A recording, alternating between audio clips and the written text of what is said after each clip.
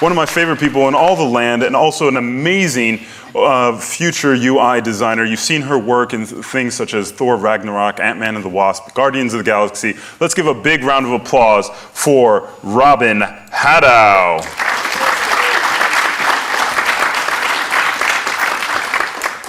And a local artist, next up, very active. I think I had you out, was it SIGGRAPH, NAB? So for SIGGRAPH, NAB, SIGGRAPH, NAB, so many shows nowadays. The local, Josh Michie.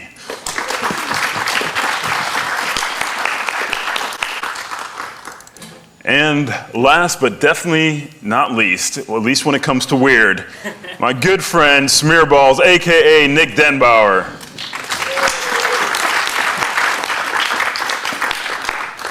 So with this show, one of the things is showing new techniques and everything else, but being able to get to the core of creativity, the industry as a whole. This is the challenges that we face today, all those different things. I want to go through a lot of that. But for me, one of the big things that I want to start with is the work itself. So Robyn, let's kick it off with you. I guess I can just jump in and show your reel, if that's good.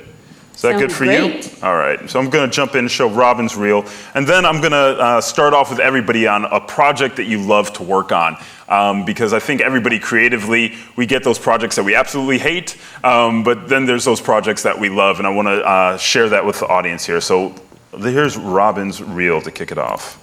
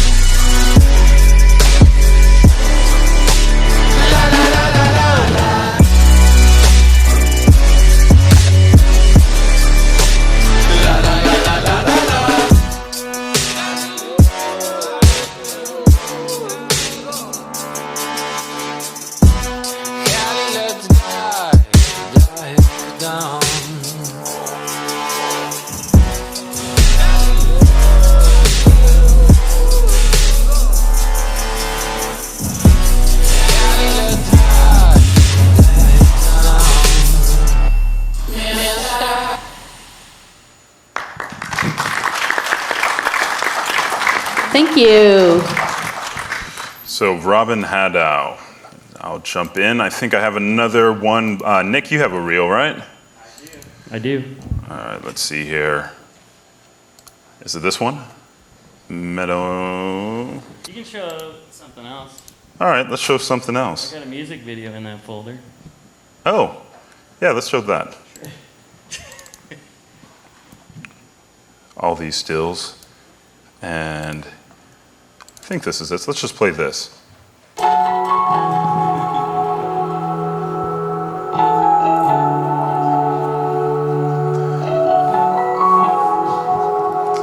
If you haven't seen Nick's work, you're in for a treat already. Inside my head, there's a little place left for you. What do you know?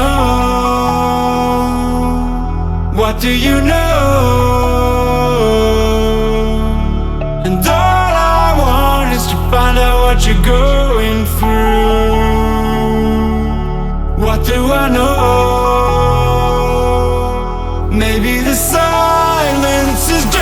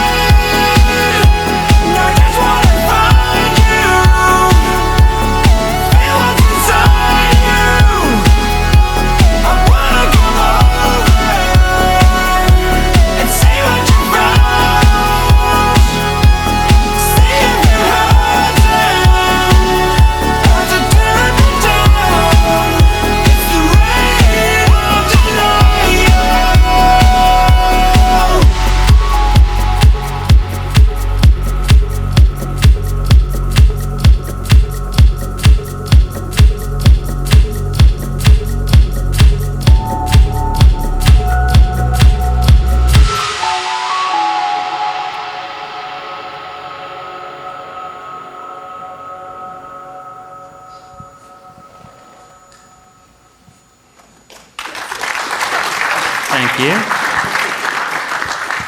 Your Nightmares Tonight, sponsored by Smearballs. Robyn, what are your favorite projects here? Favorite project? Well, I'm a freelance motion graphics artist. Thanks for the great introduction, Mathias. I've been focusing on fantasy or future user interface for film and TV for the past 7 years, which turns into like over 50 different productions. So I'm very tired. Yes, what I can say about that. But actually, yeah, that's a great image. These are a handful of stills from Ant-Man and the Wasp, where myself and another dear friend and colleague, Deca Digital, is known in the community, we're tasked with creating all the graphics, screen graphics in Hank Pym's lab. And I made another reel. See, you can keep talking. I'll just let it play as you tell them why you liked it. I have a lot of graphics. So there's a bit of a UI reel that I put together for Ant-Man and the Wasp. And why this particular project was one of my favorites, was because there was actually a nice amount of time for research and development, which normally never, ever happens. Normally I'll be given like 3 hours to turn something around, up to a couple days, and that's normally the standard, but this time I had about a month in hindsight. So nobody ever tells you that up front, by the way. It's just your spidey senses sort of flare up, and when nobody comes in at the 3-hour mark wanting to take anything from you, or your phone's not ringing and there's no like constant text messaging or notifications coming in, I know, okay, like maybe I'll have a day. The next day, still nothing, and when things are sort of more quiet than normal, I know that the pressure is not as, we're not racing against a camera like usual. So I sort of took all the time, and Corey and I, this Deca Digital, sort of bounced around some ideas of different themes that we thought should be represented in the lab. And so if you think about it, Hank Pym was the designer, he's the scientist behind the Pym particle. What really is a Pym particle, and how do you visually represent this scientific atom, if you will, that can shrink you, that you can grow, can age you as a sort of space-time warp continuum? And what does that look like? It can teleport you to the quantum realm. What does that look like? And how do you visualize that? So that was sort of this like lofty, creative goal, if you will. And like, by the way, the directive is there's like 8 screens, fill them. So it was sort of, in this case as well, a very open canvas, which is really nice. So again, to go back to this like creative, lofty goal, how can we visually represent that in a way that means something to us and we can connect with? And one of the things that kept coming back in my mind with technology is circuitry, and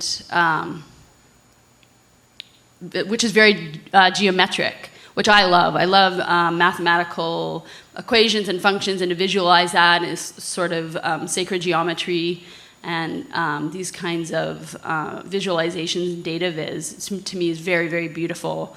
So how could we sort of represent that as Hank's technology and sort of research and in his tinkerings in the lab in a way where it's not so obvious, where like normally you can pull up circuitry and just on Google you can see a whole bunch of manuals or outlines and sort of schematic type of things, which we've all seen a billion times. Like, what if there's a way where I could almost just give you a little like keyhole or like peekaboo inside what this tech could look like, and then let your own imagination and your mind fill in the blanks for what you want to interpret it as.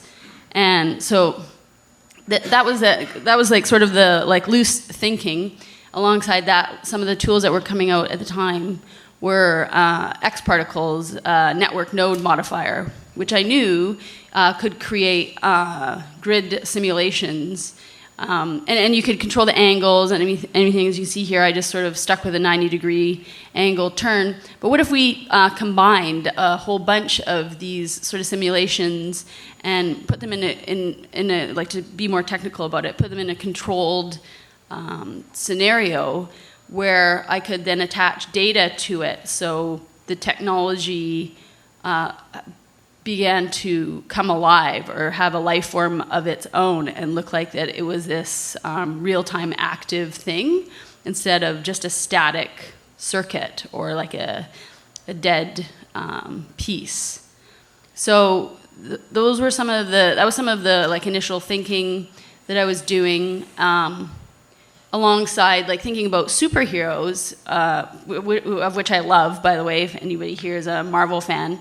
To me, what makes a really cool superhero is if you have a really awesome suit and a vehicle. Like, so if you have a cool suit and a cool vehicle, that I think that you're going to be a pretty top-notch superhero. And so how about if we then sort of expanded upon that and think like the circuitry was like the underlying layer or mesh or the fabric of some like nanotech or hex tech, because that's a notorious sci-fi trope of the suit. So these were just some sort of the lofty ideas that I tumbled into some of the themes for the visual design. And it was, again, just playing around with some new technology. Like I said, the network node modifier came out. And how can I extrapolate some of that data out of 3D and into After Effects and return some sort of real-time, or what appears to look like real-time data, like these little nodes that are ticking through geometric space. And that's what's working, or that's the layer of tech that's in the fabric of these suits. So that was a very long answer. I think I sort of got carried away. Well, I can tell you like it, which is Ant-Man and the so Wasp was one of my favorite projects. Yeah, so that's awesome. I mean, thank you for helping create the Marvel Cinematic Universe. That is huge, coming from a big nerd. So thank you. Thank you for that. Me too. So thank you for that. I'm going to jump into another question, and this will take it from creativity more into the lifestyle of an artist. And like one of the things that I really want to know, and from your standpoint, because is everybody freelance, or everybody's freelance right now? So this is a great question, and that is, what do you think is the biggest challenge facing the industry right now? For creatives, let's go specifically for creatives or freelancers. What do you guys feel is the biggest challenge? Wait, let me see with the audience real quick. How many are freelance here? Okay, and then how many are studio? Okay, so it's actually about half. Okay, so this will be an interesting conversation. So yeah, if you want to, whoever wants to chime in first. I find just timing my sleep schedule with my render schedule is pretty challenging. And also just scheduling in general, like getting a job, agreeing to do a job, and then all of a sudden getting a job that pays more, and you're like, uh-oh. Or, I mean, that's kind of a good problem to have, I guess. But it can be a scheduling nightmare. I hate screwing over clients or not being able to do something, or having to shift a job over to, make way for projects is a huge issue.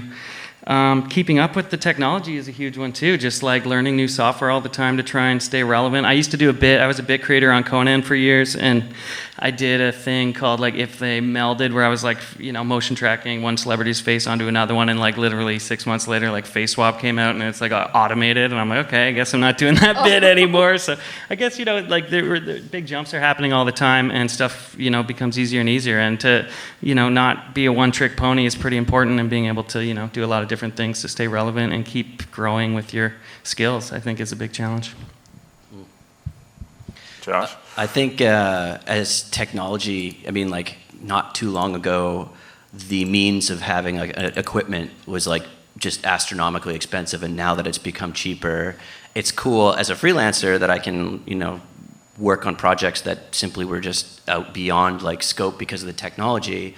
But now, especially with like pitching, I find that running into like you're pitching up against studios, not just like someone coming in, and it's not just like other freelancers. So I think like it's kind of like leveling the playing field a little bit, which is kind of scary, because like when you're up against a studio, you're up against like 5 or 6 other people. It's not just one person's idea; it's a team. So I think it's like in terms of like scheduling or having to find more talent to help you out with a pitch that you feel you really want to like lock into. So I feel like things are getting a little bit more intense in terms of trying to land those kind of cool projects.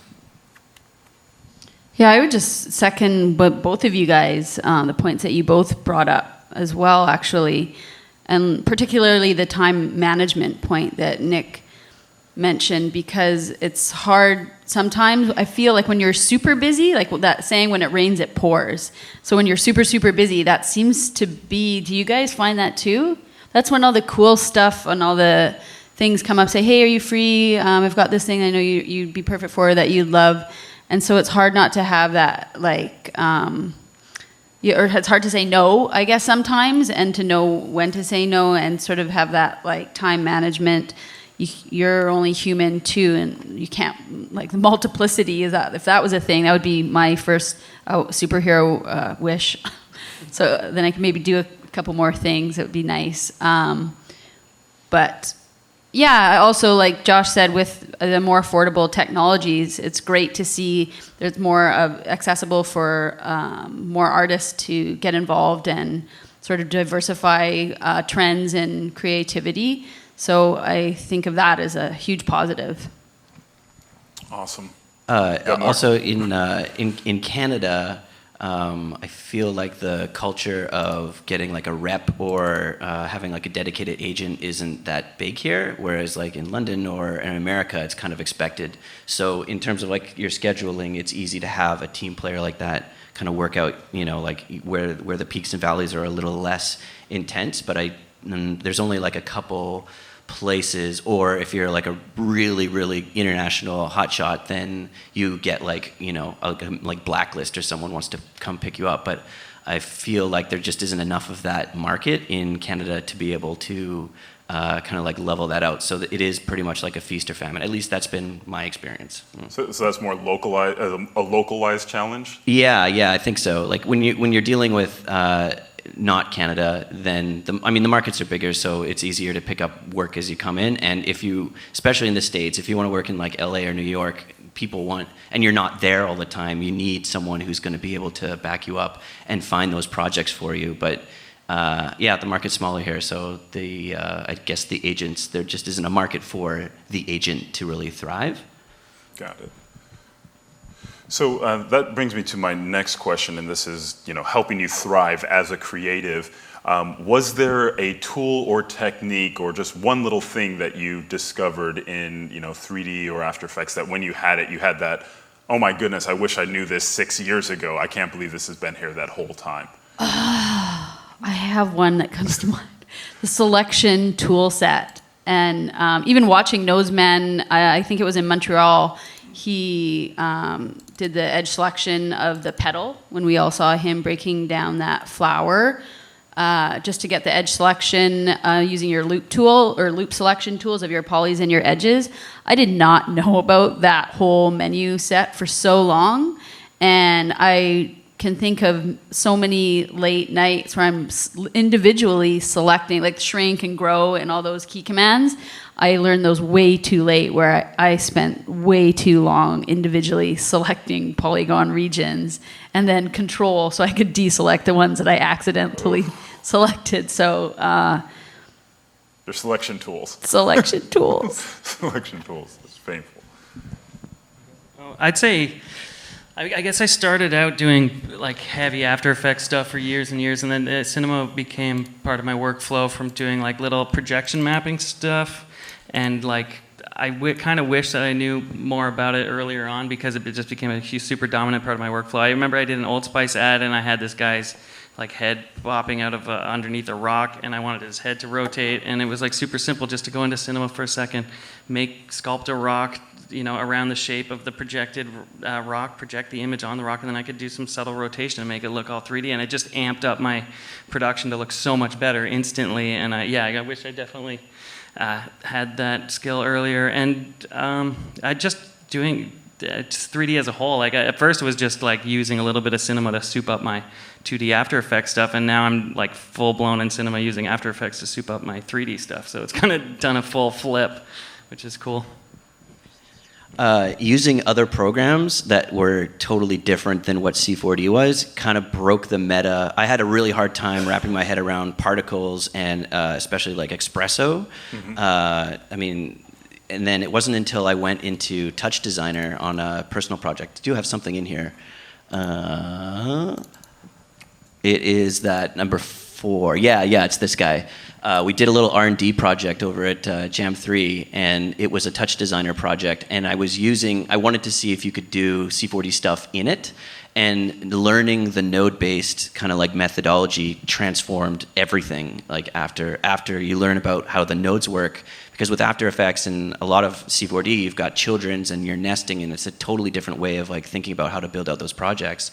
And then when coming back into C4D, that was at the same time when I was learning more about like Redshift and how that node-based material set builds out, and like having something from another place come in and teach me something that actually like applied directly to like my 3D pipeline, then even opened up the door into like tackling Houdini eventually, you know, like learning that, because there was no way I would have been able to like wrap my head around that had it not been for a side project like this to kind of like, you know, connect the dots in some weird way. Yeah. All right.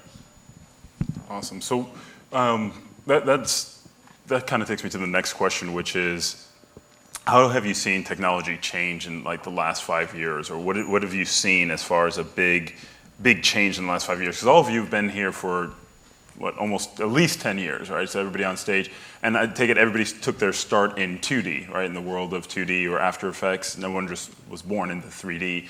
So what did you see in the last 5 years as far as you know, technologically that you see that really changed in the industry as a whole? Like what big change? I think the biggest thing for me anyway is GPU rendering, like by a long shot. Just I'm on a project right now where I have to use like the Cinema Standard renderer, and it's like driving me nuts watching the buckets go. I'm just like, oh my god, I don't even know what this looks like now until I wait for a minute. So I totally changed the way I work. Totally way that you can preview things, like just to be able to light something, you just move lights around. It's just so, I think that's the biggest jump ever. And you don't need tons of, like you said before, with the hardware. You can, with like, you know, less than $1,000, you know, GPU, you can do amazing stuff now. So I think that's the biggest, most productive, you know, result of technology right now. In 3D anyway.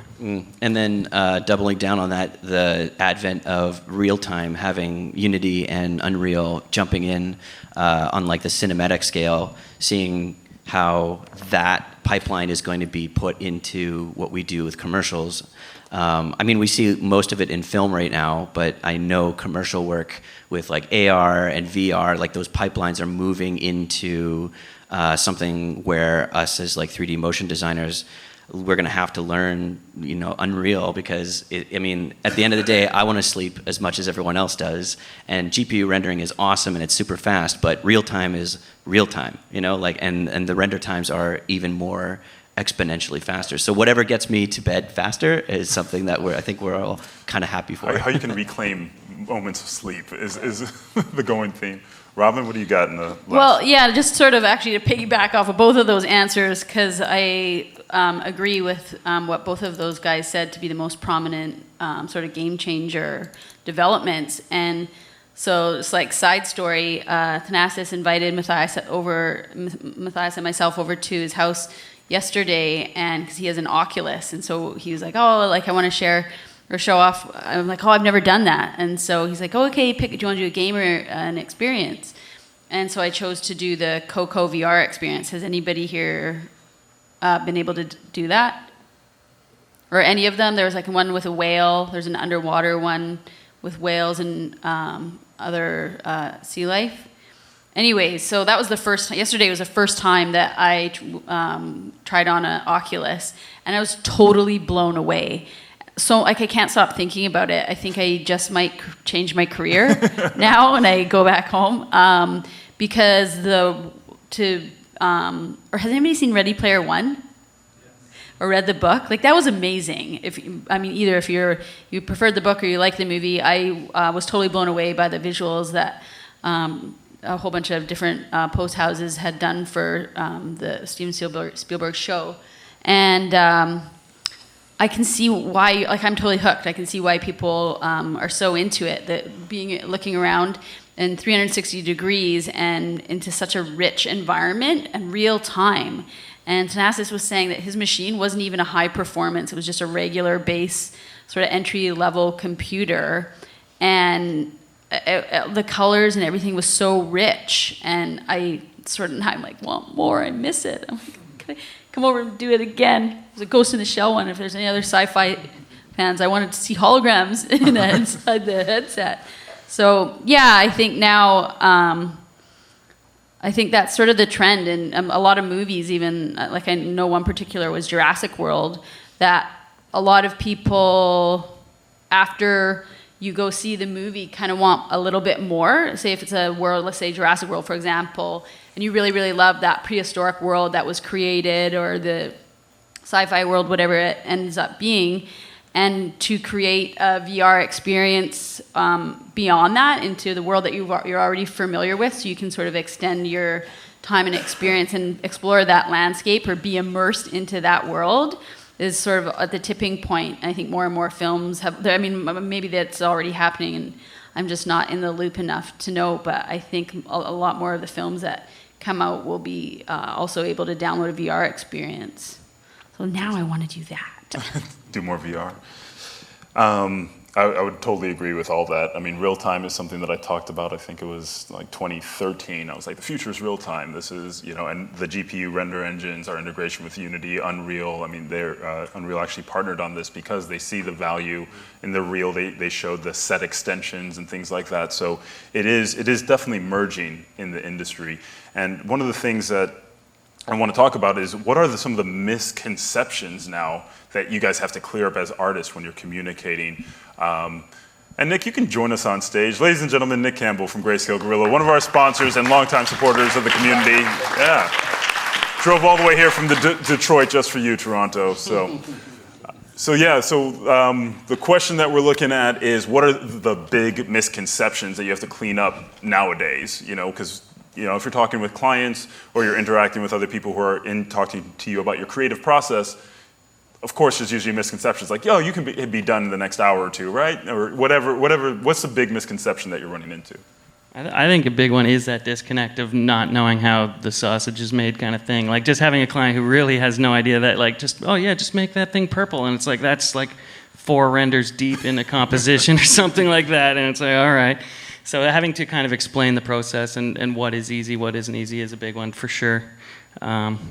That's the one I run into most often. Yeah, it's really funny that you say that too, because I think quite often the things that look really, really complex are actually some of the things that are more simple to make, and the things that look very, very simple or ubiquitous are the ones that are really, really time-consuming. A good example of something that I face in the future tech fantasy side of things is a code screen. Everybody wants like 3 or 4 different million code screens to fill an environment, and it takes a really, really long time to make a good-looking, accurate-looking piece of code. And it's something that everybody sees more and more now as code is becoming more ingrained into our society and everybody's workflow, that when it looks bad, or if it's a crappily designed piece of code, it just looks extra bad. And if the code and the type doesn't move in a mechanical way, then it's sort of like looking at real world compositing. You can just tell in a moment that looks fake, or that's a bad Photoshop job. And there's so much design that goes into a really beautiful looking code screen. It's like, just make another one. Or, after you've already flipped your layout 4 times sideways, it's like, okay, can I have a day? Whereas if you take like a big 3D element, well, you guys saw, for example, how Noseman was able to reproduce some of those elements that Perception put together in the Senses piece. And it's like, okay, so one big 3D element, you attach a couple of tags, that's 3/4 or 3/4 or even half, arguably, of your screen. So if somebody wants to change to something like that, I'm like, yeah, sure, no problem. Somebody wants a beautiful another code screen, and I was like, ooh, sort of start to sweat a little bit. So a lot of it seems like communicating to client and client expectation, and them just not having awareness because they never touched the software before. Yeah. Or tackling like abstraction, watch out for portals. I remember I had a job where someone asked me to design a portal, and that's such a vague way, and then like they would send references, but each reference was like it's like a portal. Like, how do you define that? And the creative process of trying to like narrow that down under time, like under a deadline, and then extending out to even more things like animation timing just in general, when when your comp is getting heavy and there's someone that's going to want to come in always at the back end and just kind of like they want to see an ease in a certain way, but the communication of like how do you communicate what that ease is going to be. And I mean, there are tools, Frame.io, that's a really great tool for when dealing with those little discrepancies, because you can do an overlay. Someone can retime it in that program, and then like you can do a match. But until that program came out, it's pretty hard to communicate something as abstract as that, unless the guy's an animator himself, or they are. Totally. Let's jump in. Or Nick, did you have anything to add to that? One of the biggest misconceptions? Or Campbell, because I know you just... Oh, no, just like thinking about that was, it was reminding me of a podcast we did recently where Chad was talking about that process, like the client process. And he was saying like it's always a pain in the butt when your client's like doesn't understand the ramifications of a change that they think is small, but screws up your whole timing or whatever. And he equated it to like building a house. And he started with this metaphor of describing the 3D process, because some clients just don't know the process, as like, okay, we're in the blueprint stage of this, so it's okay to change almost anything because the blueprint is just a drawing. But as soon as we start like putting up the studs and start putting up the drywall, it's going to be a lot more expensive and a lot more like time consuming to make these changes. And so he's always used this metaphor. And I'll let him tell the full story in the podcast, but he actually did a kitchen project and found himself doing the same things. Like, this, is this finished? Is this screw done? They're like, we haven't painted yet, dude. And so I think that that's a part of that client education that's hard, and I've seen both sides of it. And I don't know, I forget what podcast it was, or I'd recommend it, but it's on one of the recent ones. So it's definitely something that people are bumping into a ton. Awesome. The next question, and this one is just because I look for feedback, because I've been in the industry for about 10 years specifically with Maxon, but it's something that I've always stayed adjacent to on the marketing side, and I stayed out of the industry for a long time until Andrew Kramer, sold me on Cinema 4D for, on the After Effects workflow for Bullet. So if you guys ever see the Bullet tutorial, that's literally what sold me. And, I know a lot of people can owe our careers to him or his style of communication and education around this. But that brings me to, what effect do you feel Cinema 4D has had on the industry as a whole? How do you feel that cinema has affected the industry of, motion design?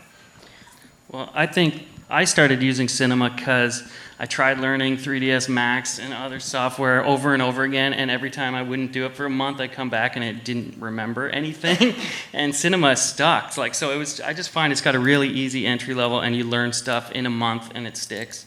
So, and that and the community as well. Guys like this guy here make learning possible, and all the useful tutorials, and I just find it was just super accessible, and it's like people share ideas. People aren't like hoarding their ideas and not letting you in on how things were done. So I find the community to be super helpful and just positive all around. So it was an easy introduction and easy to jump in, and I never left. So okay, community is my job, so thank you. Yeah, congratulations. I had a similar experience to Nick. I think in school I did a 12-month digital design program, and it was three months web design, print, and then your final project, web motion, print, and then your final project. So within the 3-month motion chapter was learning After Effects, and the time when I was in school, it was 3ds Max.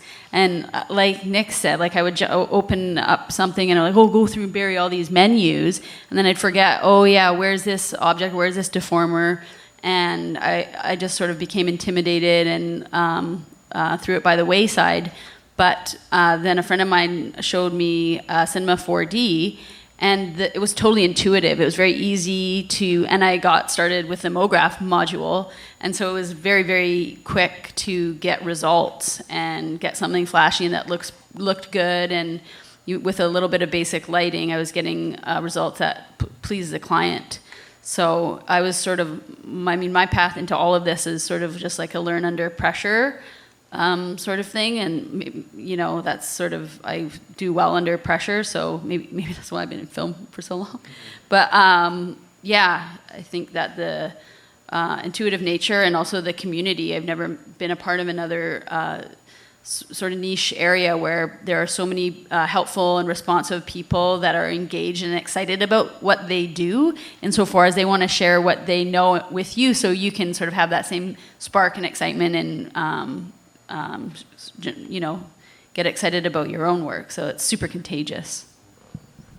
Yeah, similar experience to Nick too. Like looking at other 3D programs, not at all wanting to touch them again. Like they all had sharp, dangerous corners, and then I saw Cinema 4D as like round buttons. Wow, this feels great. And then every little step I took, I just loved it more and more. And I think that was even just in that version. And then over the last 15 years I've been using it, it's like better every version, more robust.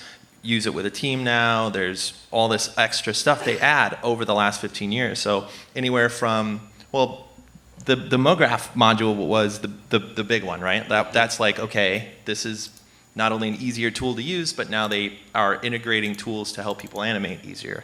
Then Dynamics came out, and I lost my shit. Can I say shit? Yeah. Lost my shit. That's a word. You can say it. And so since then, it's like every version, there's something in there. There's at least one thing that helps my side of things, like motion design and all that. So like as far as like how Cinema 4D's been a part of the industry, they showed early on, at least to me and I think many other artists, that 3D wasn't as hard as you thought, and it can be fun, and it doesn't have to be dangerous. Like you can just come in and play, and you're not going to break anything. You can just hit play and see what happens.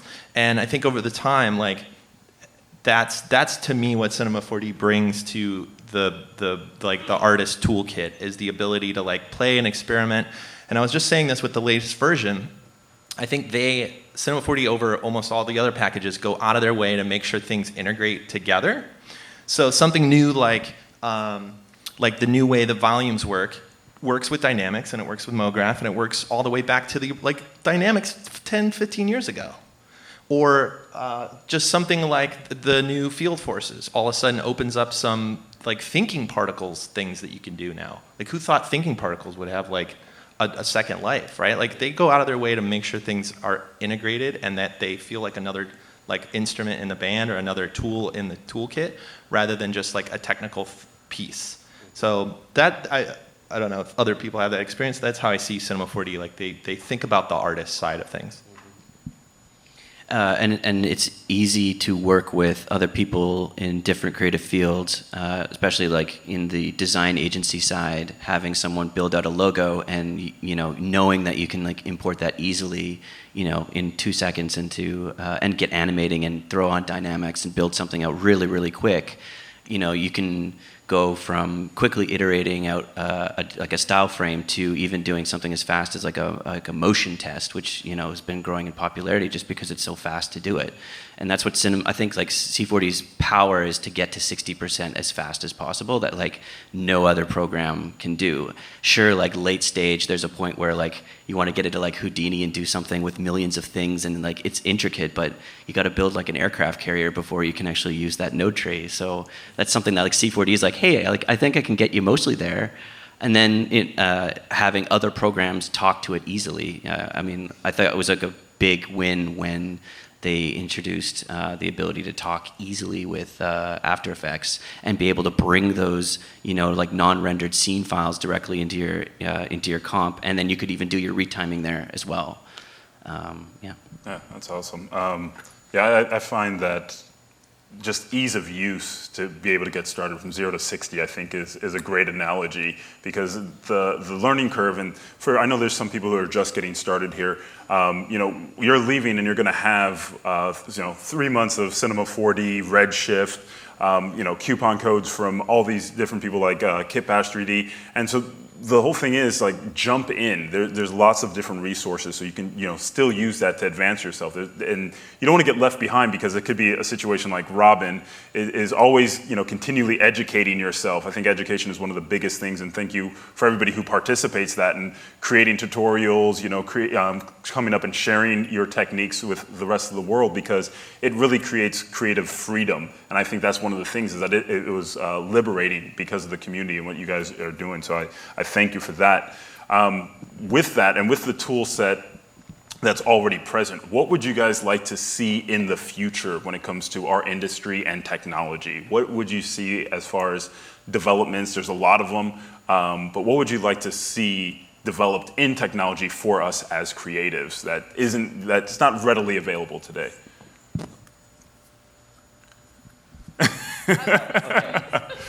I'd love to see, I mean, the big word is like machine learning, and there's a lot that we do already that is repetitive that I don't know what that is yet, but having something that I do too many clicks to do, and having an ability to kind of intuitively know where I'm going with that is, I think, like something I'm excited to. I mean, like I see hints of it in like other fields.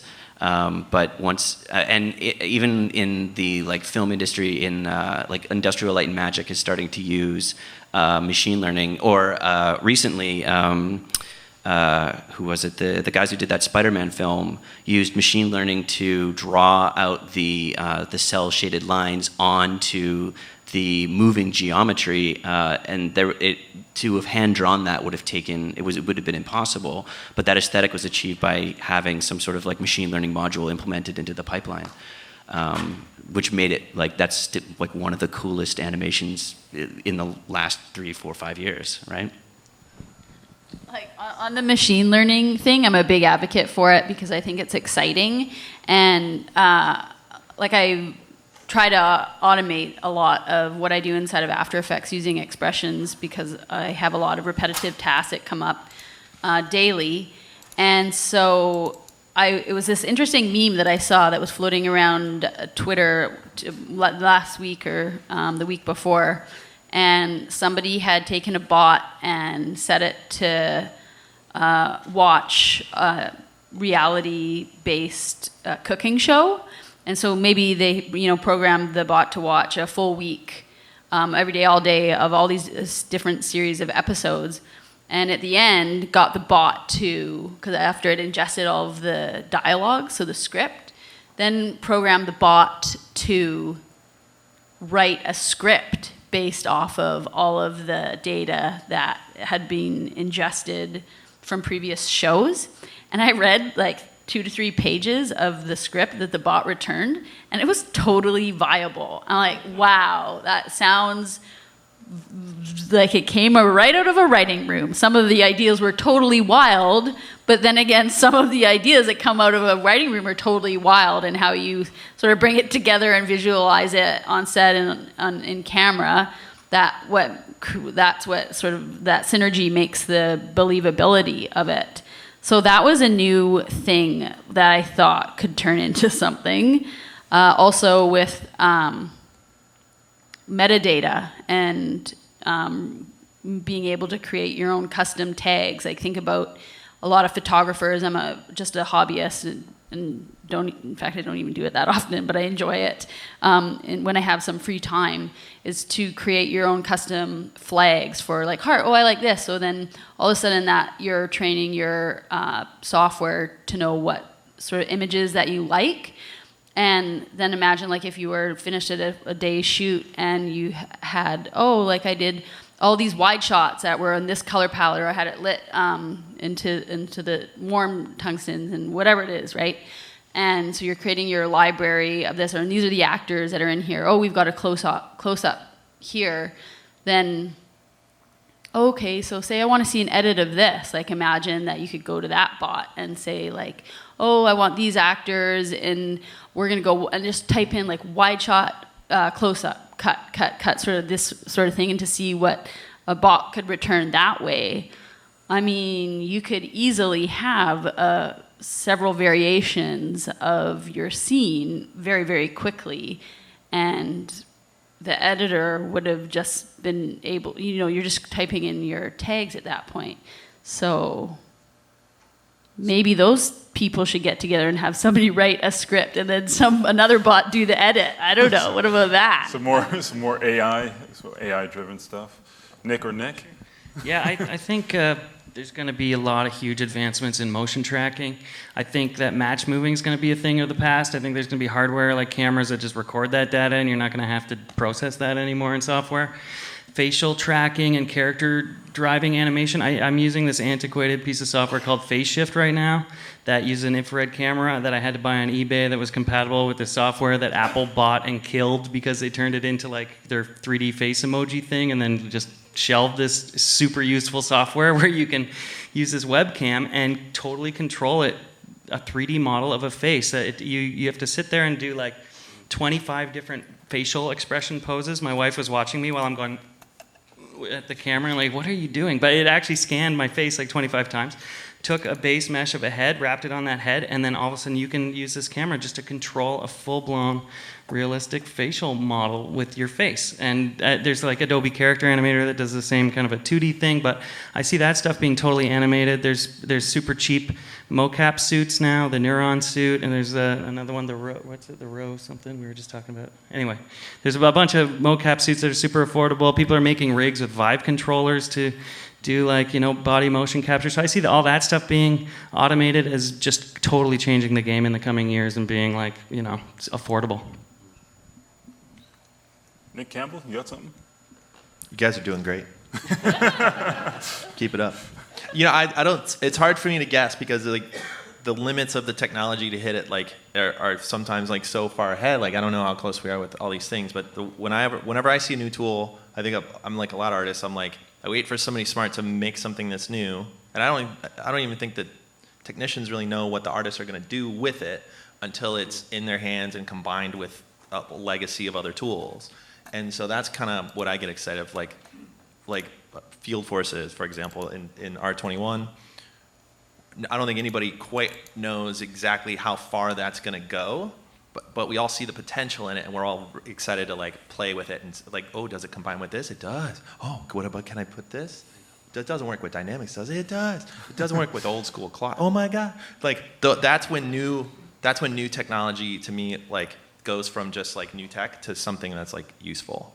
So I don't know if that's exactly what you're asking, but yeah, it's kind of like, what would you seeing how things progress? What would you like to see? And machine learning seems like a big thing. I know for me, like some of the composite stuff, object removal. I know Adobe's been doing some really cool things in AI. So anything that can accelerate the process, the tedious processes. Things for me, like I would wish, UVs were a thing of the past. Mixamo, we have that new Mixamo rig now. So Mixamo is amazing if you guys haven't seen it. It's for character animation. It does a great job. It's like waiting, wizards are behind the scenes, waiting your mesh for your character animation. But I think that type of automation that gets you just there so much faster is, something that I desperately want, because I think then we can stay more on the creative side and less on the technical. And I don't think anybody came here to just say, I want to be the most technical person in the room. I think everybody wanted to create, and I think that's some of the differences that we'll see moving forward is more freedom for creatives. Which kind of brings me to my next question is, where do you see as far as trends now? Are there any trends that you've seen in the last 2 years or movie that you've really liked? I know VR was brought up, but that's kind of more of a technology, but is there any trends in the world of design overall that you're excited about? You're like, oh man, I'm glad I'm around during this time because this trend is a cool thing. Gradients. I feel like gradients are getting a second life. Think about like tie-dye, was that, 70s? Tie-dye is a thing, yeah. Yeah, that in the 70s. Like how clothing and fashion design sort of has, is it like every 20 years something comes back? I'd like to say how like I wouldn't wear a pair myself, but I see a lot of people doing it. I'm just not as fashionable anymore because I'm at a computer all the time, so I don't really think about it too much. But I see like those like jeans with the wide leg pants, and before they were like the skinny jeans, and now everybody's doing the more wide leg like higher up. That's my description. Higher up pants. So I think like that's like totally coming back because I was like in the 90s, like grunge, I sort of see that life cycle coming back. And I'm like super excited about pushing gradients back into, I think the Pantone color of this year and last year was ombre. They had like the coral to the blue, like that beautiful sunset, like or warm to cold tungsten sort of feel. And 2 years ago, that was the Pantone. That was the first time there was ever two colors in the Pantone. And so I think that gradients are coming back, and this like hyper reality tying into the alternate reality. Again, I'm like the VR thing now that I'm totally on that train.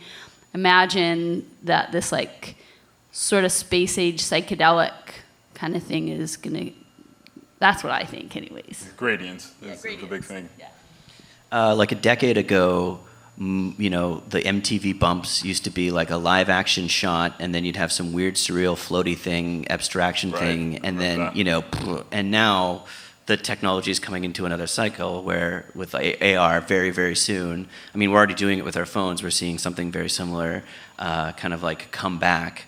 And I think once that technology gets small enough that we can wear it on our heads and it doesn't look terrible, I think like there's a new renaissance of like what like the old guard of motion design is going to see a new kind of like another revisit to like an old idea. Very cool. Yeah, I don't. I mean, I'm seeing a lot of the same trends, but I like that there's like more bright colors. I'm kind of glad we're out of the like dark, you know, black everything, metal everything kind of stuff. So to me, it's like maybe it's a '90s influence of those gradients you were talking about, Robyn. But it's like that stuff's exciting to see a little bit more color, like patterns. Like I want a beach shirt, you know, like on my motion design. I'm waiting for that. I love the darkness. I think more so than a stylistic trend is more of like a format trend is like, and I credit like guys like Beeple, huge to this, is doing that daily render, and he just had a show here in Toronto, and it was crazy seeing 12 years of his daily pictures on there, and it definitely changed. Actually, he'll be in Denver.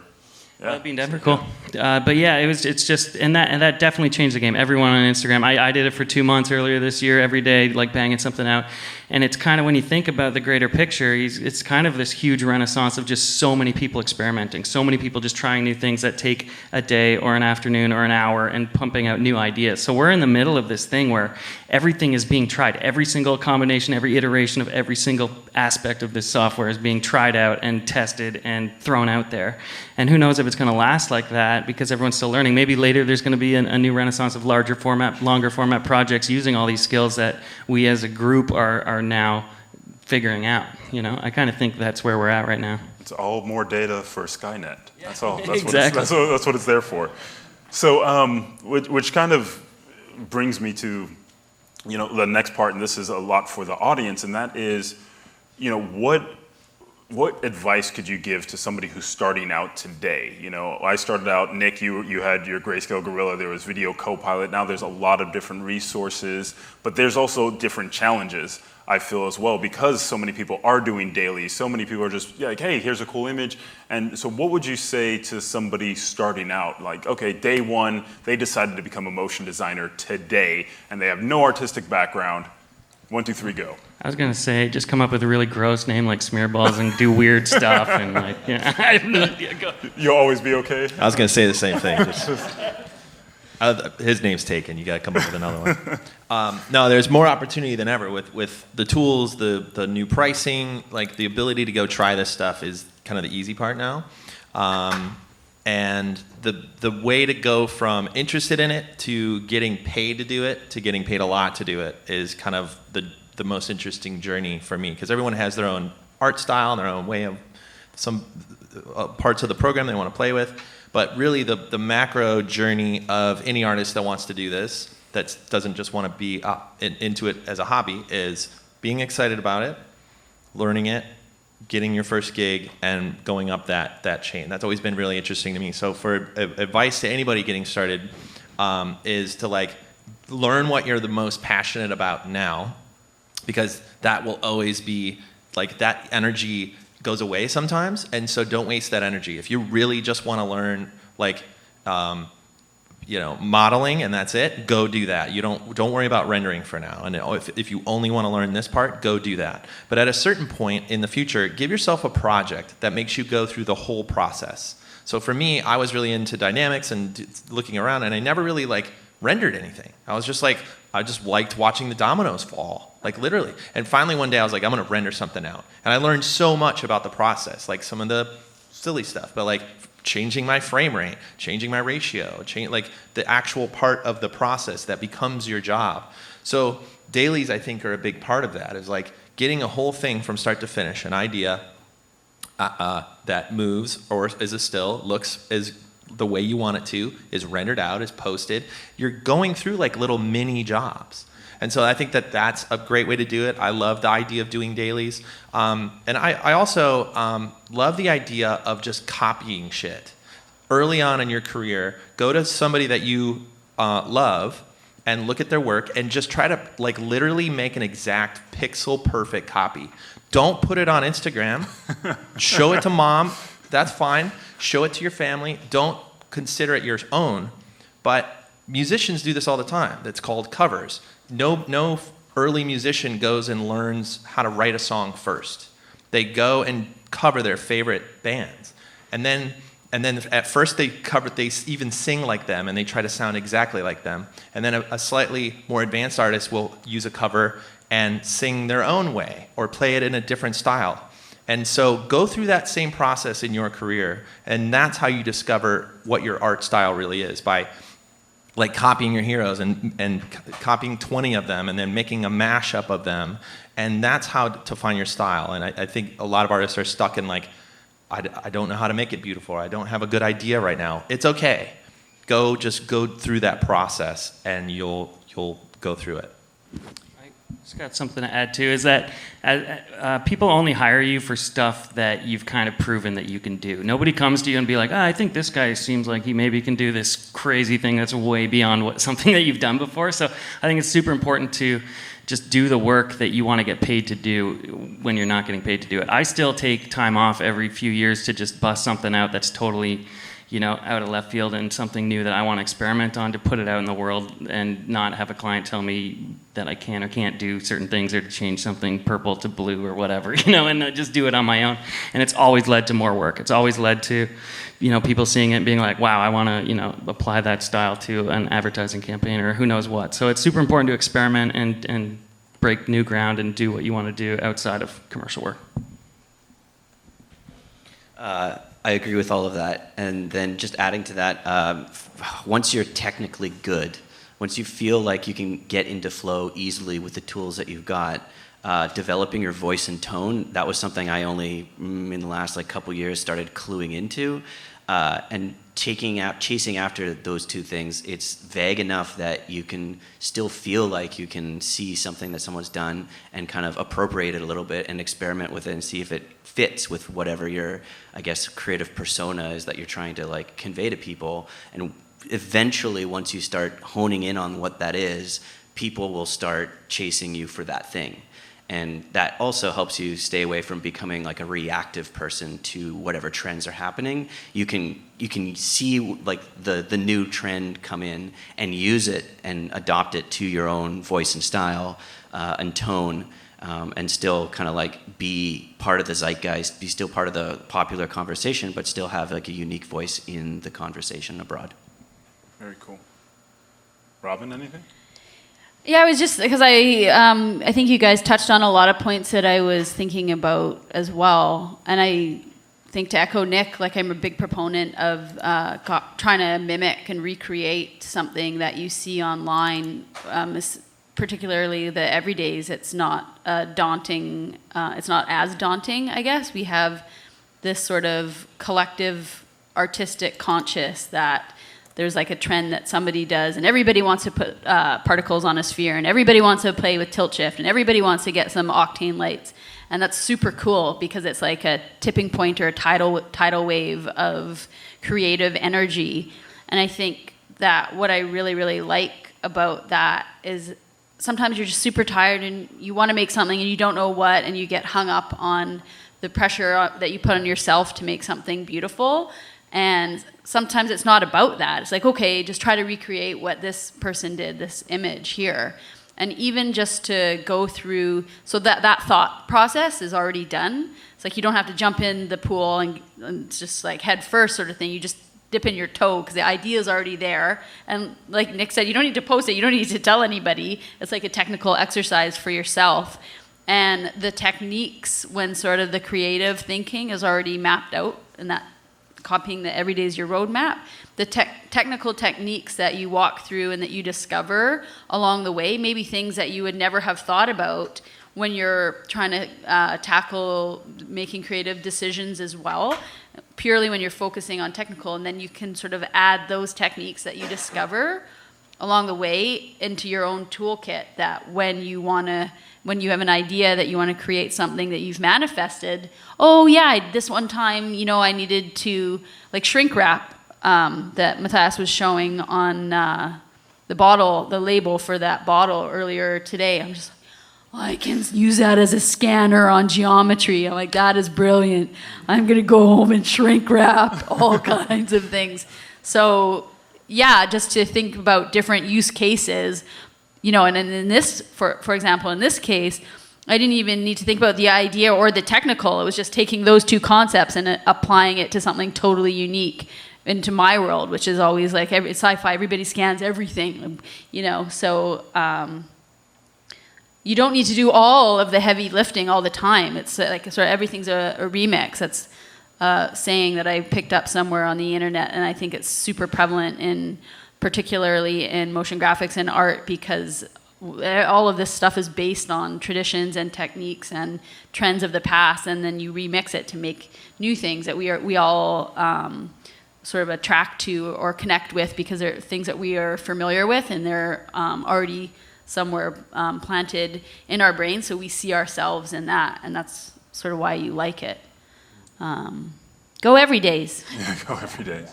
I mean, one of the things I can also add to that is, by seeing so many artists from so many styles over the last 10 years, one of the things that I hear more and more artists saying, and it's getting back to the basics, so light, color, composition, timing, texture, like those things I think are overlooked, I think, from a lot of times, because the technology really is there to be able to create that stuff. But when it comes to creating your own style and developing your own style, there are material packs that save you a ton of time when it comes to like, oh, I can just get this material and texture. But how does that actually apply to a scene? So I think that having your own lighting style, I mean, directors get hired just for that, or look dev. Being able to develop those things is what's going to separate you from the everydays. Or Beeple, he just has themes for the year, so he's able to show that he's doing a different theme. So that's something I would strongly recommend. I wanted to take the last 10 minutes to actually open it up to the audience, because I know there's a lot of different artists here from a lot of different walks, and I'm sure you guys have questions. Do we have any? Well, let's first give them a round of applause for making it out. And does anyone have any questions for our panelists? Let's start right in the middle, and then we'll work our way up. Yeah, this one's for Robyn. Robyn, I'm just curious, for something like Ant-Man and the Wasp, which was fantastic, how much round tripping do you have to do with other vendors or the art department, just like 3D models of the ship or the stuff? Is that you design all 3D models? Or do you have to confer with whoever's designing the VFX for Hank Pym's ship? So the question is about round tripping and how many people is in that process for the decision making? Yeah, the consulting, so okay. It's all consistent across the board for the whole movie. Yeah, great question. So all those models, aside for some of this like made up tech, which just looks like obvious motion graphics, I guess. That's what I made that. But yeah, the models like the quantum gate, the pod, the cube or the vehicle, and the chip, for example, the Janet array. I think up there, those were all supplied from the VFX vendor that was, the one that was commissioned to make those. I forget in this case who did that. How much do they give you in terms of leeway? Are you able to just take it and run with it, or they say you have to use this? Or? Oh yeah, like I mean, in this instance, every project's super different. Some like. In Spider-Man: Homecoming for Vulture's Lair, that shot of Michael Keaton. There was one, that part. They had that team, the Vulture's crew had like gone and collected old pieces of the Avengers suit, and so the lab was could be like analysis of all of these collected parts that the team had found from the streets, and they were analyzing the parts to see what would be viable for Vulture's tech. And so that particular example, I had done one with Iron Man's gauntlet, and that was such a recognizable symbol, the thing, in the glove. And so I think they took that one and put that one more in the deep sort of wings BG, and wanted to use a less identifiable, more random piece of tech, because if you saw that, then your eye would be directed to that screen. Oh, why is that Iron Man's gauntlet there? And it wasn't really about that. They were just background sort of things. So that's like a piece of like set dressing. So that's like a piece of feedback there, where it's like, okay, let's not we don't want to feature something that's so recognizable. But in the case of Ant-Man and Pym's lab, there was a lot of creative freedom, which the main point thing that went back and forth was color. Like they really wanted to maintain an overall blue tone to the screens, and we were just kind of going back on the degrees of yellowy orange. They wanted to keep that color palette. I think in the end it ended up being more orange than yellow. When I put that together, I liked the yellow better. So there's some in there that was like we're experimenting with a spectral shader, I think, and having some more pinks, and that was like no, we don't want any of that. Get that out. Well, Corey and I both thought that looked super cool. So I guess we get to sort of emblemize that in a UI reel. It doesn't really make it into the final. That got stripped out.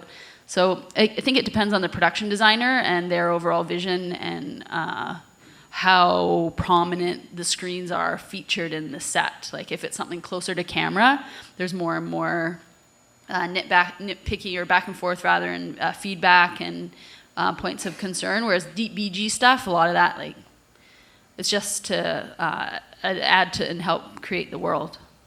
Very cool. Is there a question up front?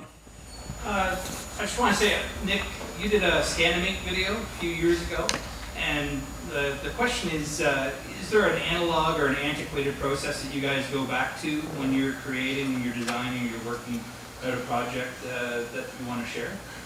So the question is there an analog process that you use when you're creating that you want to share?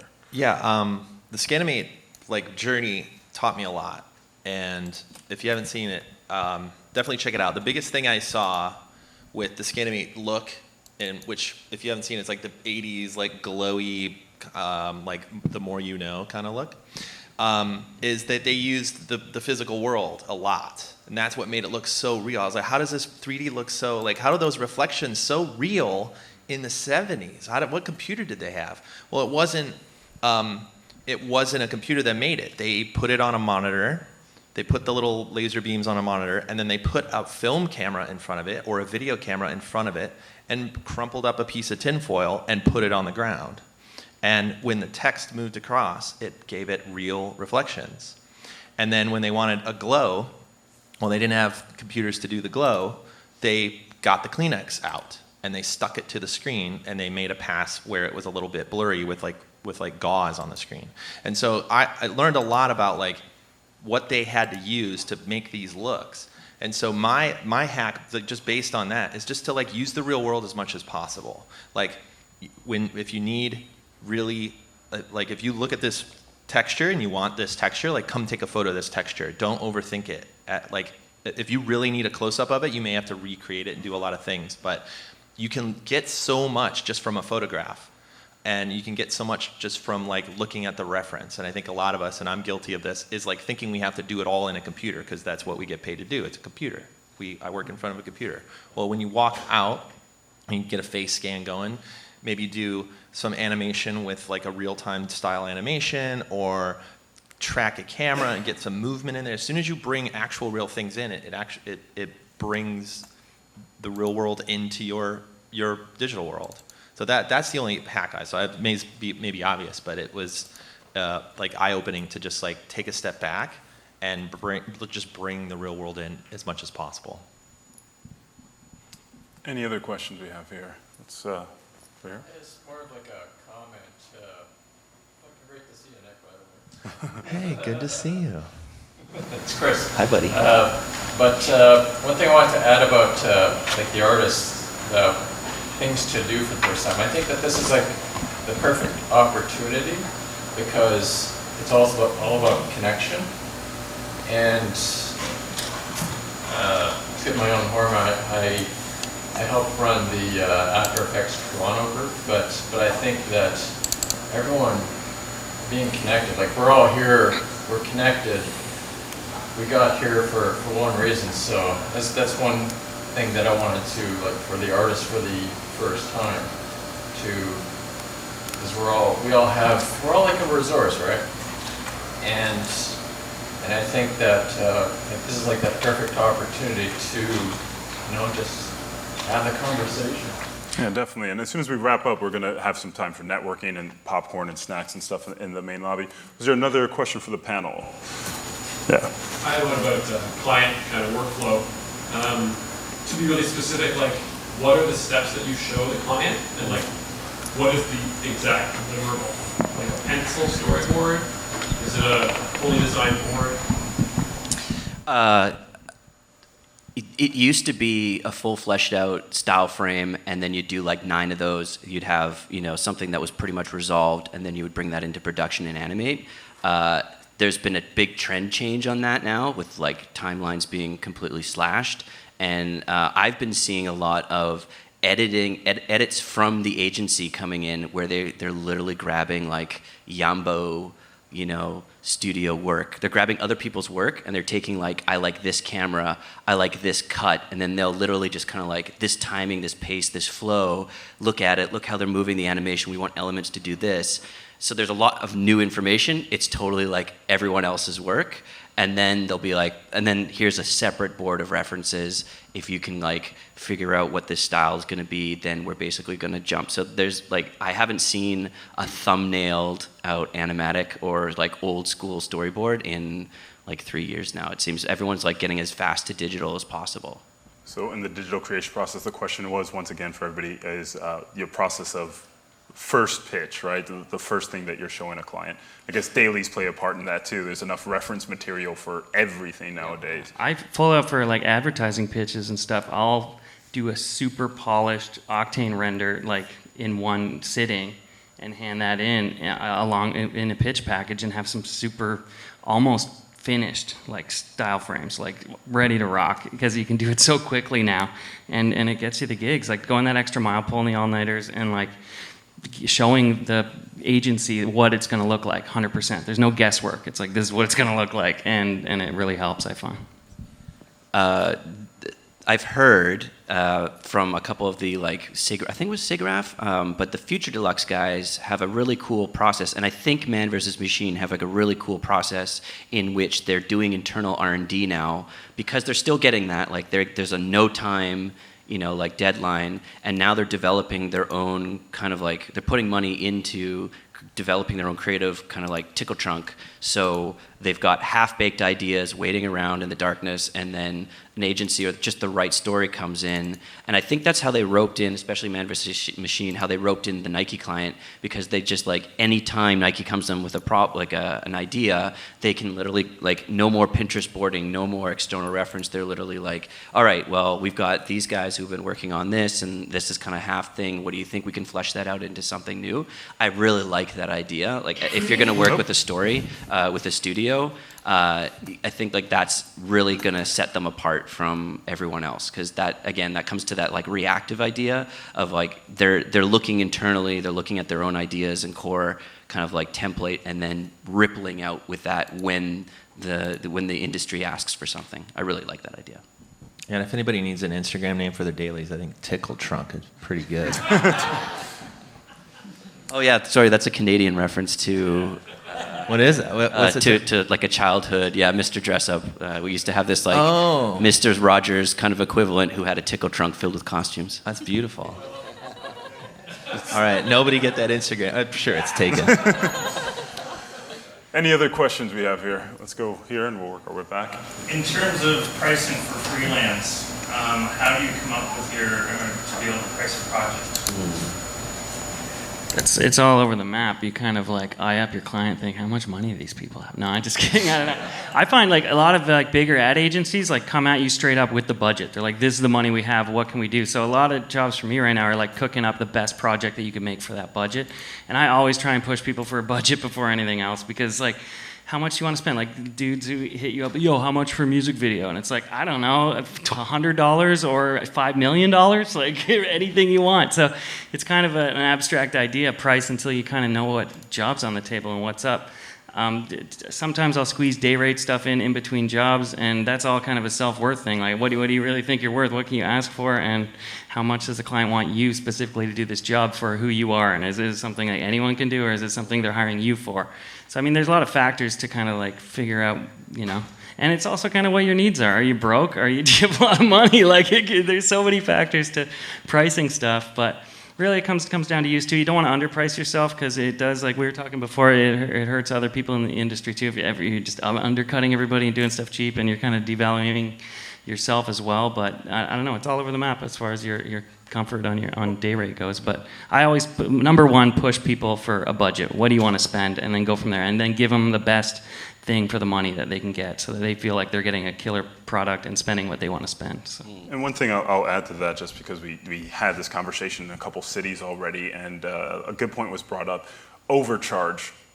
When in doubt, overcharge. If you're just trying to, go lowball, it's going to become a race to the bottom. And then what you're delivering, if you're delivering the value, and I think Christo, he says this a lot, but if you're delivering the value and you're providing the solution, it's usually valuable for the client. If you're trying to compete with the 19-year-old who has all summer, who's going to school, that's not really professional. Right, so you want to stay in a place where we're doing commercial work. Everybody here is pretty much commercial artists. I saw everybody was pretty much freelance or studios. So we don't have a union. We haven't, crystallized a foundation or a guild for us at this point yet. But until then, keeping what we do valuable is going to have us respected amongst clients, as when they come back to you, they'll be able to value your work. So if you undercut it, you come back and you're going to say, oh, it's going to cost you, $200 more a day rate. It's going to be a lot harder to raise your rates than it is to be able to cut them a deal when they know that you have a really solid day rate. And also take a look at what the best of the best are charging, and then see how close you are to them, and then kind of go off of a fractionary difference off of that. So that's another pro tip too. Always on your invoices, no matter what, there's like a discount on there. They got a 10% discount always. And when you do raise the rates, you're like, you know what? I just got to charge you my regular price now, and it's totally cool. Give yourself a 10% raise right off the bat. Nice. Pro tip. Pro tip. Businessman as well as amazing nightmare producer. Anybody else? Another question? I think we had a question in the back with the phone. Sorry, up. I got to add one more thing, because Okay. there's a book called Pricing Creativity by Blair Enns. It's a little pricey, but that book, it's pricey. There's a 10% discount, though, but so there's a it's 10% discount. Yeah. And in that book, I learned how to completely walk away from the billable hour and get more into pricing what the value of the problem is, not even just what the project is, but on a much bigger ask. Like when someone's kind of they need a business solution, he's got the framework that you can kind of follow through, and tactics on high level. What is the problem? How if I help solve that problem, will it move your bottom line? Will it make you money? And if it does, then what's the value of that? And then after that's being discussed, kind of figuring out your highs and your lows, and then building out a price plan. I like what he does. It's like a 3-price plan where you've got the go out to celebrate, insanely high price that, if you get it, that's great. Then there's that super low, we're going to pay right now, you're on a budget, but there's tons of terms attached to it, and limited access to who I am. It's a bare minimum. I might not even want to do it. And then there's that middle that often comes from the negotiation before you kind of lay out what it is you're looking for. And that got me away from being trapped in the studio day rate or hourly rate. I absolutely hate hourly rates for this, because the better you get, the faster you get, you should be getting paid more, not less, and timing for that stuff just makes no sense. I highly recommend checking out his work. He's also got a free book which is called Win Without Pitching, and I'm going to say that's a double-edged sword. But once I read that book, it changed everything. Yeah, his work is really good, and a lot of what Christo talks about is rooted in those 2 books. He's repurposing it for the design community, but those 2 books are the ones that he's getting that idea to build out his programs for. And he's also, and if you can also like go visit Blair in the mountains of British Columbia if you really want to go, pick his brain.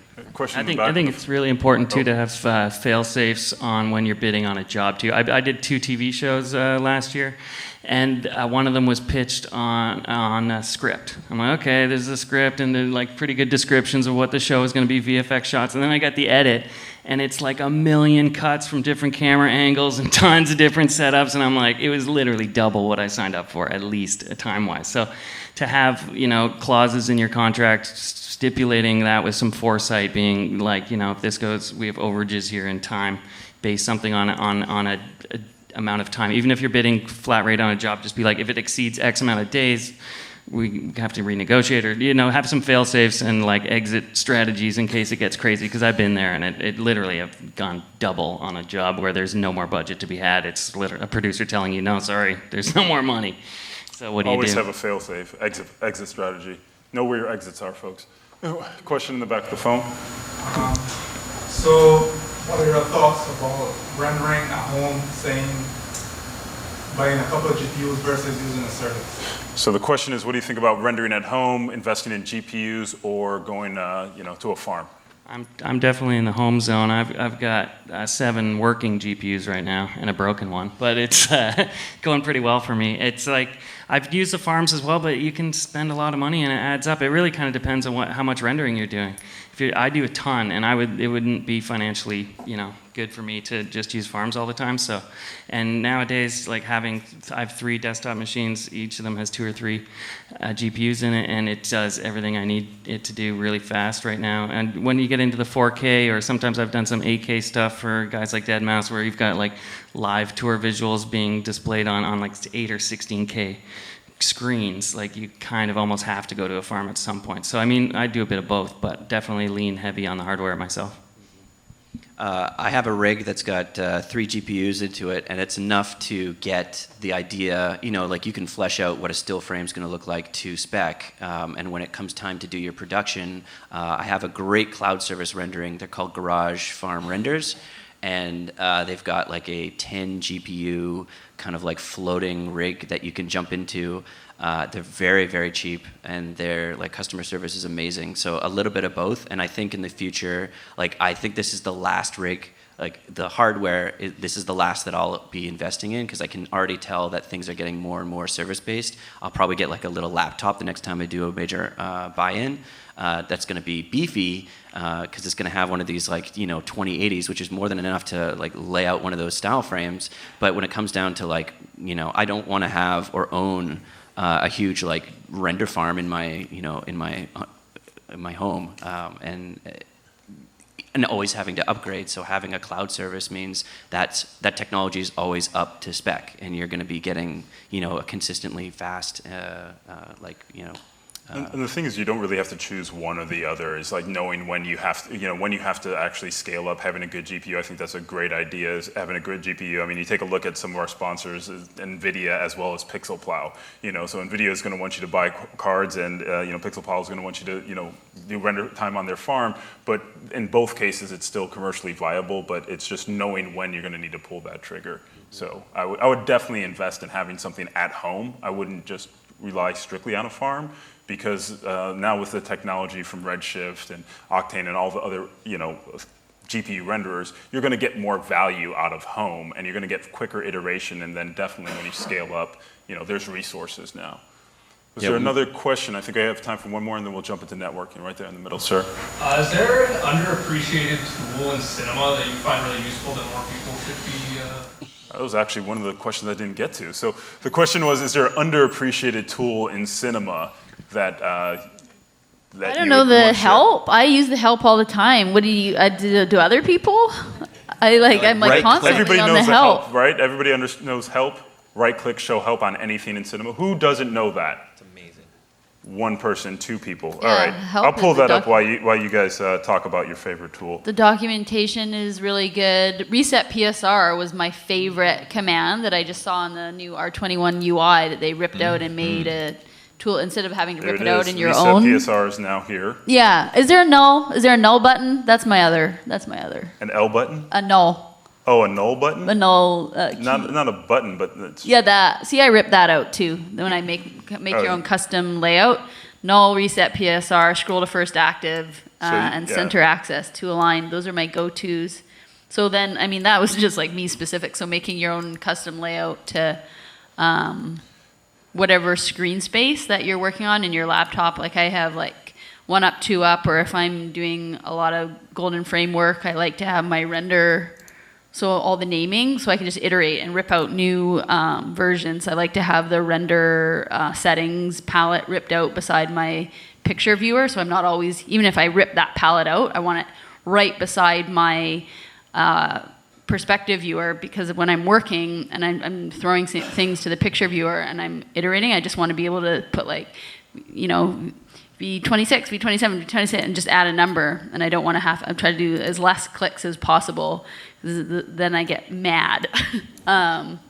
So then I guess with the less click things, and then you don't want to think about where you're looking for stuff, is the command or Shift C, and then you can just call up any tool or thing, deformer, whatever it is you're looking for. Yeah, Shift C is like my favorite new feature that's not a new feature. Yeah. Because Yeah. in R21, they did a really good job in like kind of reorganizing everything, and I think they did a really good, like thoughtful job of reorganizing tags and some of the like menu systems, but it's not where it's been for 10 years. So I found myself like using Shift C to go like, when I don't have time to go find it yet, it's always there when you hit Shift C, which is nice. And then something that's not sexy, but I use every day, that I think everybody should use every day, is a new .c4d file. And that's just the things that you go change all the time. Like I always work in 24 frames a second, and I never use a 36 millimeter camera just because.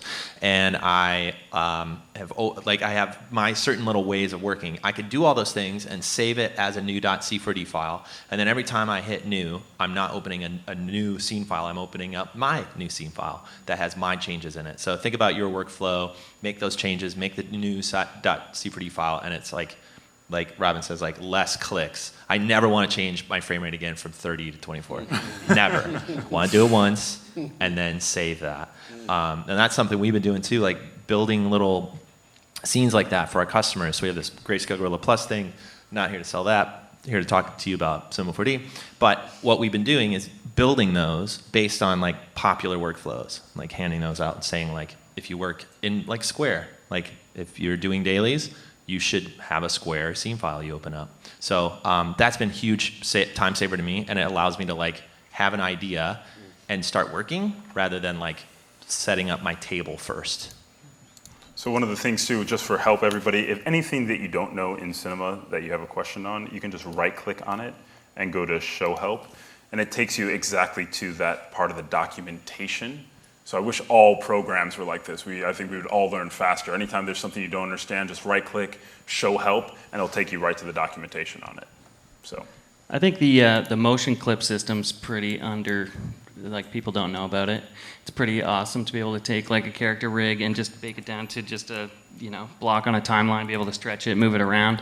It's pretty handy, especially with characters and just a content browser in general. I think a lot of people overlook the fact that anytime you just spent half an hour making something, you can just drag it into the content browser and have it in one click forever. So my content browser is kind of getting out of control. It's like probably a terabyte of stuff or something crazy. My lib4d files are like, I don't know, giant. But every time now I need any texture I've ever made, I try and like just throw it in there. Any this complex little cool animated character or robot or something, it just goes in there, so I can one click throw it in a scene another day. So especially if you're doing something like dailies or Instagram stuff, it's just like having all that stuff at your fingertips makes you super powerful. Having collections of stock 3D models and textures, photos, everything, it just makes your arsenal amazing. awesome.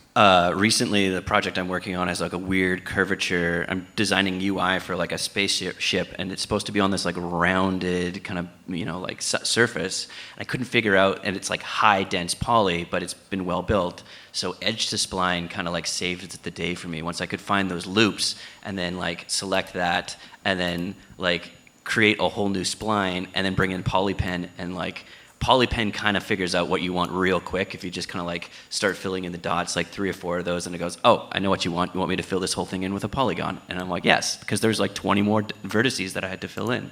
So that one saved my day. Also, Learn Squared has something that Michael Wrigley, I think that's his name. It's the like C4D for production, and he's got a whole chapter just on how to design your interface and then save it out so that anytime that you open up where it says like standard animate, you can have your own like list ready to go, and it'll just and then you can keep that in like a Google Drive. So if you're going to another studio, you can literally just like drag that into your main C4D working file, and it'll know what you're talking about, and you can just like open it down. So yeah, I highly recommend that because it's nice to have like a pre-made, as Nick was saying, like a pre-made ready to go kind of like layout for you to work with. I got one more. Maybe we can be like Ghost, Mathias, because I see you've got a piece of geometry in this scene, and that's utilizing the display tag, and that's in the Cinema 4D tags display, and they have so many options within that. Number one being the visibility. I use that to animate transparency all the time if you don't want to throw it into a texture, or even just when I'm working too, just for designing. You can all those draw modes, object, wireframe, or they do like lines, and then like also for ghosting, if you're doing animation and you want to see like frame before, frame after, do like an echo effect. They have a ghosting feature in there, which is like onion skinning, I guess. I mean, it kept saying ghosting like that. And what is super cool about that, and while you cannot render that, which I'm like, so like, why? But Nick, to answer your question, I'm going to read your mind. You can use like a software or hardware render and get out the line work, and because that's like super high quality now, and you can color those lines. So if you're wanting to do like a wireframe ghosting trail effect, which is super freaking cool, and gradient, that is go and colorize all of those lines that you can ghost and add your steps, and just colorize that in the icon of the null or whatever you're doing there. Hardware, software, render out that. Ghosted wireframes, lines, trails. Yeah, that's so cool. That's like cool. Like I was playing around. I was like, how do I render that? And you can hide all the stuff like the axes and the grid, and then you can just use that as a pass to overlay that. Cool. It's so cool. Yeah, there you go. Oh, there you go. Hey. That's beautiful. And then you can also increase the frames too. So if you wanted to see, I guess. There's the colors. Yeah, you can adjust your colors. Casey Hupke also taught me the like joys of not being afraid of the hardware render, or even just like jacking what you see on the screen and using that as an animation directly as a pass. Especially with like UI work or particle work, renders can get really expensive. But if you're creative about it, you can use those things and just like comp it instead, and it's like infinitely faster. Yeah, it's a neat idea what you said, to comp it and just kind of pass bash. I think like a lot of times I have to design a lot of like terminals or workspaces where actors are, so it looks like they're simulating or doing work. And so I'm like, I want that. Like I need to have a loop of this interface. And so I remember for some science-based show, I wanted a lot of graphs. And so I just ended up rendering out the software or hardware renderer, and used my perspective view as one of my main assets. And I rendered out like maybe 10 different animations that I made, and like designed all the nulls. So I had a whole bunch of like triangles that were all like aligned to spline or camera facing, whatever it was, so you could sort of see trajectories. It was space science sort of thing, and so you wanted to see that. And then all of a sudden I had like 10 assets that I could throw into different workspaces, and it looked like actual computer terminal work that a designer, or 3D, like a CAD, whatever person, so it looked like that sort of style of work. Awesome. Well, I think that takes us to the end of the panel. Let's give our panelists another big round of applause.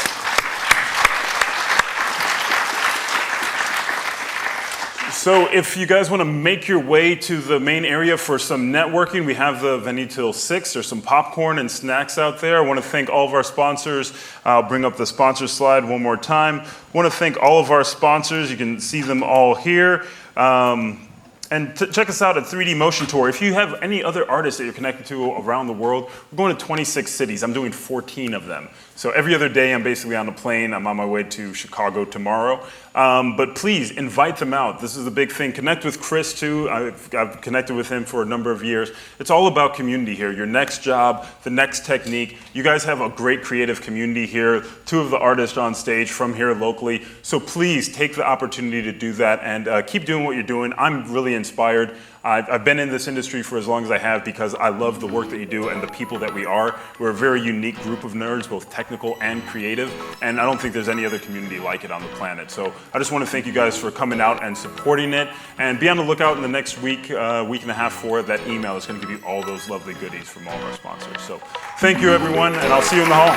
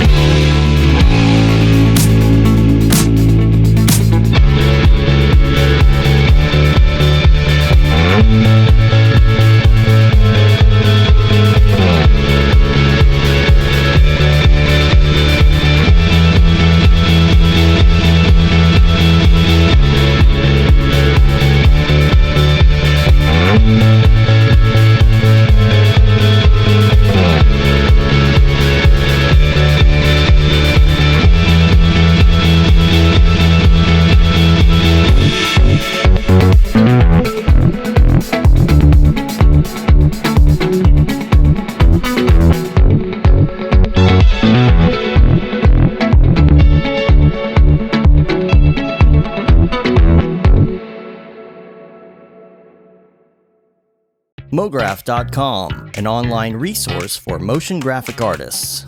Start your week with the Mograph podcast. Industry news, interviews with your favorite artists, and terrible humor. Watch live shows and interviews from Mograph events like NAB, SIGGRAPH, Half-Res, and local meetups. Our Mograph Talks feature live demos and motivation from artists all around the world. Sometimes you gotta make stuff that you're not gonna put on your reel, and I'm not here to judge. What if Rick and Morty show up for the countdown at midnight? That's where I peaked in life, in my career. We gotta stop this thing, Rick! It's gonna kill us all! Hear from the people that create your software, design your render engines, and artists that are changing the face of modern motion graphics. You get that render done. Yeah, you better frame what? Mograph tutorials and online classes will teach you about Cinema 4D, After Effects, as well as other popular software and render engines. Throw in the HDR Studio, take the render settings, pick the HDR, put in a reflection, and gorgeous. Branch into new software, learn time-saving tips, techniques, workflows, and lessons that'll keep you up to date in the world of motion design. Oh, brother. Those are some of my favorite elves. I love projects that scare me. When our art director comes to us and asks for something that I had never done before, man, it gets me pumped. Join the conversation in our live sessions. Check out our plugins or join the hundreds of daily active users in our Slack channel for technical help, advice, contests, or just to joke around. Real nice banana. Ah, that's so funny. All right. I'm going to live forever. Subscribe today and get the latest updates on our YouTube and other social media channels. Take all your dreams and just do it! We don't care how you get here, folks. Just get here. Subscribe to Mograph.com.